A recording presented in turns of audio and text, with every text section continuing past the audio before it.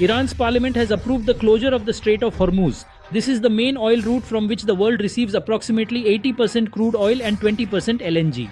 The supply of LNG gas is critical. Closing the strategic waterway would disrupt the global economy. Although the US drills most of its own oil, about 2% passes through the Strait of Hormuz. While the US drills its own oil, about 2% of US oil comes through the Strait of Hormuz. This concern may seem small, but if this supply is disrupted, then the prices of petrol and gas in the US will skyrocket. Speaking of Europe, countries like the UK, Italy, France, and Belgium rely on 15 to 20% of their LNG and oil imports through here. In such a case, across the entire European Union, heating systems, electricity bills, and fuel prices would double overnight. Ultimately, it comes to Asia where the most damage will occur.